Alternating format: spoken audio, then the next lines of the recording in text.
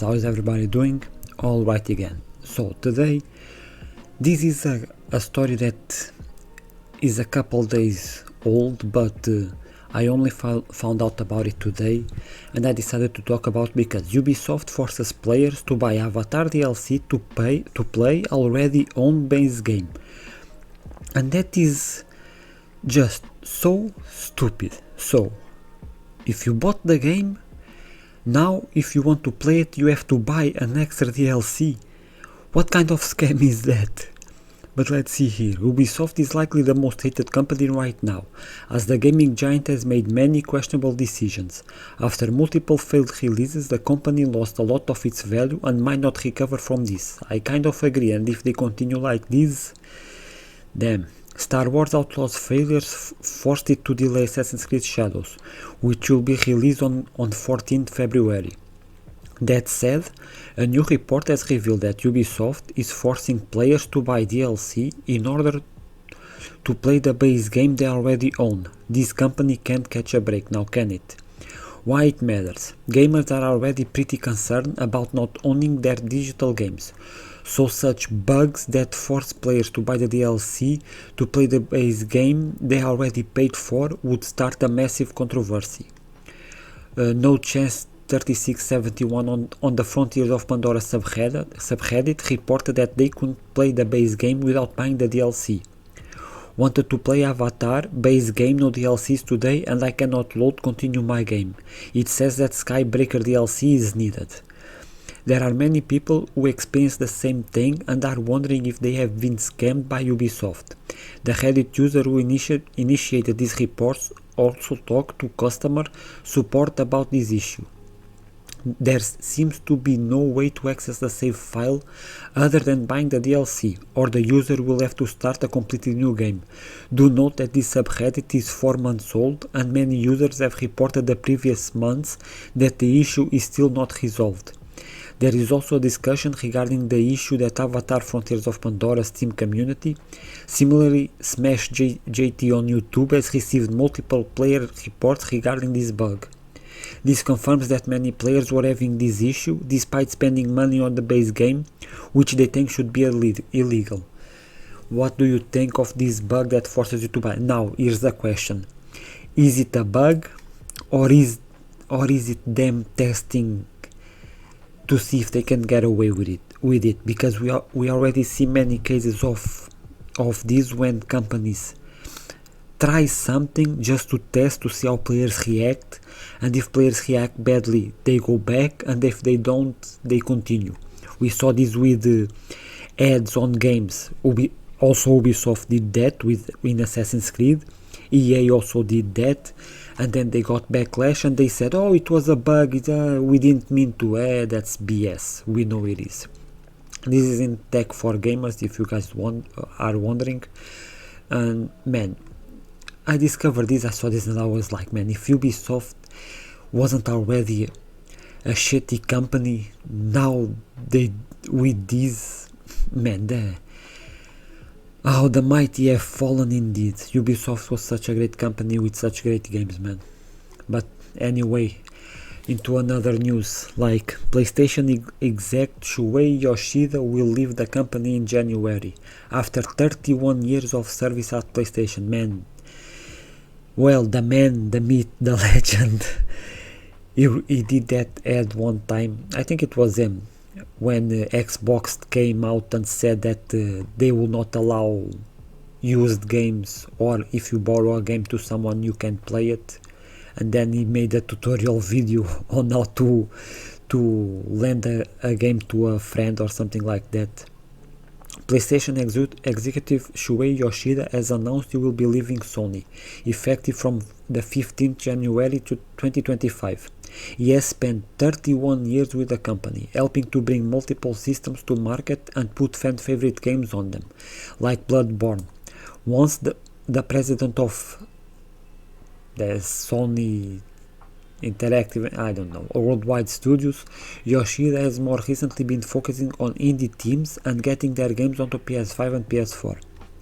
Yoshida's departure was revealed in a post to the PlayStation blog where he said, I've been with PlayStation from the beginning, and this is my 31st year with PlayStation, and when I hit 30 years I was thinking, it may be about time for me to move on.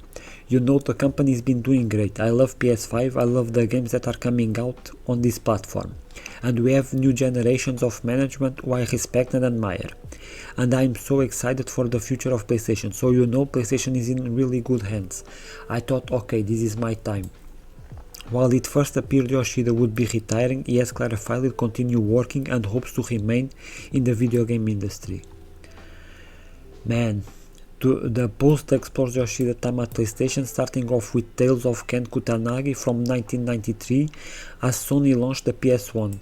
When I joined Ken's team, my assignment was to talk to publishers and developers in Japan, he explained. So as a lead in account management, I made a phone call to many companies in Japan, publishers and developers from Hokkaido to Kyushu, and made an appointment and brought a group of people, of executives, including Ken Kutaragi himself, to visit the publisher and talk about PlayStation, hoping they would make games on PlayStation. Fast forward and yeah, this is the man. This guy is such a legend in the gaming community. And yeah, he's right here. And there's also the other account that's always making fun posts that is kind of copying him, not really, but man, such a run. 31 years with PlayStation, god damn, man. Well, he helped make PlayStation what PlayStation is, and well, I hope he continues to have fun and continues to work on what he likes and continue to talk about PlayStation. Kadokawa wants Sony's full commitment with buyout of entire company, or not at all. This is interesting.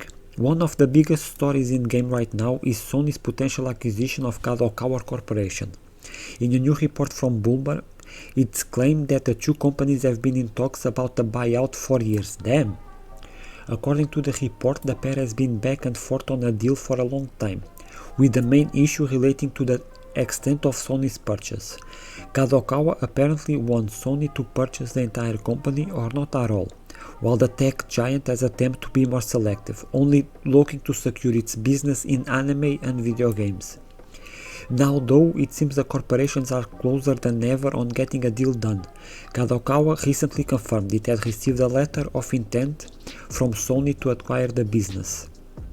Kadokawa Corp is a huge force in Japanese entertainment, publishing a significant amount in the realms of comic books, anime and games. Notably, it's the parent company of From Software, known for its highly acclaimed action RPGs like Dark Souls and Elden Ring. Man, is it now with this acquisition that Sony will finally make a remake of Bloodborne or a sequel to Bloodborne? I know many people are thinking about that. Apparently the company has received interest from various potential buyers such as Microsoft, Tencent and Kakao. Suguhiko Kadokawa, a founding member who was against the takeover, is no longer in the picture, and the publicly traded company is now better positioned for a buyout. From Software being part of the puzzle is certainly a perk, but Sony's main motivation for acquiring Kadokawa would be to bolster its expansion into anime. Sony currently owns anime production company Aniplex and Crunchyroll, a distribution platform that provides subscribers with access to countless anime shows and movies. Where do you sit on this matter? Man, I've said this before. Okay, if Sony wants to expand its anime and manga part of the business, okay, but if it's about the games, I've said when this news came out, I've said that and I say it now. In a way, I would like for Sony to put that money into the developer teams they already have and give them more resources to make good games, so we don't have a repeat of this year where only Astrobot came out. I think that's just a they planned very poorly this year, because only Astrobot was released from the PlayStation Studios this year. That is such a stupid decision. In the year you have the PlayStation Pro releasing, you don't have a first party game to release alongside it. Where's the logic in that? But if they want to purchase, man, I don't know. I've seen people liking this and not liking this, like you see with everything else, but can you imagine Elden Ring 2 PlayStation exclusive? Well, it's not like Xbox players buy games anyway, but I guess we will see what happens with this. And next we have a rumor: Mortal Kombat 1's future DLC cancelled after poor sales of Chaos Reigns Mortal Wound. This is the thing with Mortal Kombat, man, I want this DLC so much. I played Mortal Kombat 11 I bought the Ultimate Edition with all the DLCs and I loved it. I played it so much, and it had Rambo and Robocop and all of that, and the Terminator, and it was so much fun. And then I bought this one and I was a bit disappointed with the game because they removed the map interactions and put this, the kind of a second character to help you out in a game. And man, I didn't like that at all, and the gameplay itself feels more stiff. I don't know if it's just me, but in Mortal Kombat 11 it was more fluid, doing the combos and all of that. In this one it seems more, I don't know, man, it's weird. I feel the gameplay worse, that I can say for sure. And the story itself wasn't that good either, but Mortal Kombat 1 has had its up and downs since it arrived in 2023, but NetherRealm Studios has been supporting it regardless with new DLC, fighters and more. If a new rumor is to be believed, however, it looks like the team post-launch work on the game may have come to an abrupt stop. Excuse me. On the Mortal Kombat League subreddit, verified insider Fate Unknown claims Chaos Reigns and Combat Pack 2 will be the last DLC for the game, with all work on further DLC cancelled. Man, in a way, I hope they go and make Injustice 3. I loved Injustice 2 so much. I played so much of that game. In that game, I have like 200 hours or more in that game. I know in a way it might not seem much, but I'm not not a really big fan of fighting games, but Injustice 2 I liked it so much. Mortal Kombat 11 I also liked it, but I liked Injustice more, just because I like the DC characters more. But the leaker claims the Combat Pack 3 and second story expansion were planned, but will not be released, and that there won't be any more fighters after Combat Pack 2. They add that one or two cameo characters may see the light of day, but aren't certain. Alright, cameo characters. I hated this idea since it was announced, because it made no sense. It was just for them to put characters in the game but not as playable. Made no sense. But I will say, in the Combat Pack 1, the character of Invincible and Homelander were very good choices, and in this pack the Conan, man, in Mortal Kombat 11 I played so much as Rambo and Terminator and Robocop, because I like those characters so much, and I also like Arnold Schwarzenegger, Conan very much, and I will probably buy this character just because I want to play as him. When asked why the future DLC has been cancelled, Fate Unknown says Chaos Reigns sold poorly. Yeah, maybe you shouldn't have changed some things, I don't know. With rumors like these, it's always best not to take it as read, but a subreddit user does seem to have some credibility. While Mortal Kombat 1 was broadly received well, its expansion Chaos Reigns was met with middling reviews and general disapproval from players. It will be interesting to see whether this rumor holds true in the months ahead, when presumably we'll hear from Warner Bros. On the future of MK1. What are your thoughts on this? It's like I said, Mortal Kombat 11, I liked it very much, and the gameplay seemed better, and not only that, but what was that, the invasions mode, I think it's that they changed also from the Mortal Kombat 11, and they made like the characters have certain types, and this character has this type, and they made it kinda like a Pokemon game. Yes, it's that stupid, because characters have fire type, ice type, poison type, and all of that, and then they have their weakness types, and it's so stupid. It's a fighting game. It's a fighting game. Why you put that kind of shit in the fighting game? It makes no fucking sense. That shit pissed me off so much. But it is what it is, I guess. And next, to finish off, CD Projekt Red confirms the live action of Cyberpunk project is still happening. We are for sure further in than we were a year ago. This whole explanation sounds like a riddle to me. Man, I don't know if many will agree or not with me, but in a way I'm so tired of these live action adaptations of everything.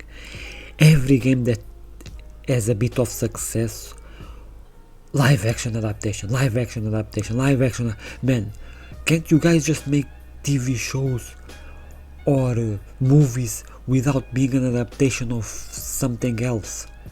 Damn, that I don't know if it's just me, but I'm kind of getting annoyed of all of these adaptations. I already played the game, I don't need to see it on whatever. A few months back, we got the news that Cyberpunk was getting a live action project from the same production company behind True Detective. Unfortunately, there's not a lot of further information concerning this, but at the very least we know it's still in the works.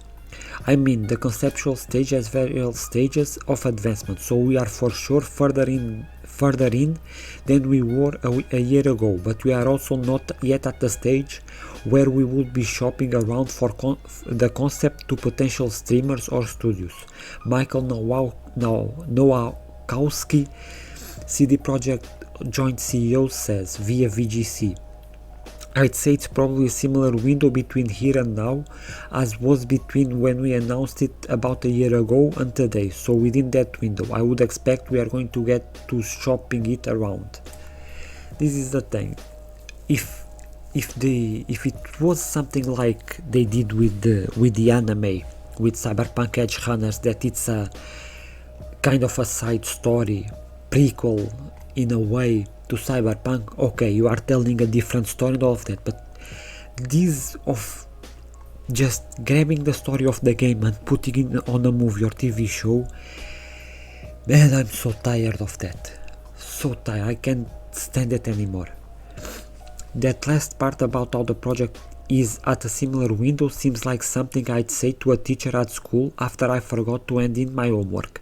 Even if this project is likely something that will eventually fall outside of CD Projekt Studios, as it will be up to the production company to get the ball rolling, it doesn't sound like it's receiving a lot of attention. This is on PC Gamer, if you guys are wondering. On the other hand, we finally got word that Witcher 4 is in full production. Yes, I talked about that yesterday, and yeah.